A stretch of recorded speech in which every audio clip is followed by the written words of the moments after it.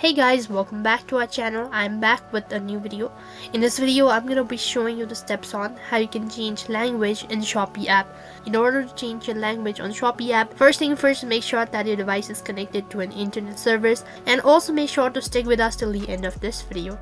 Without any further delay, let's get started. First thing, open up any web browser of your choice, and on the search box type in shopee.com.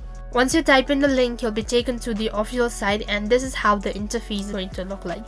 So in order to change language in Shopee app, it is very simple. Once you're on this page, you need to select the country of your residence. So for example, you can select any of these following options according to the country that you select. Likewise, the language will be of that particular country. In order to change the language in your preferred way, you can see right in between you have an option as Bahasa Indonesia, but in your case it might be different. All you need to do is just tap on this icon, and then you'll be provided with alternative, that is English. Just tap on it, and as soon as you tap on this particular language, the language has been changed, and in this way you can change your language on Shopee app.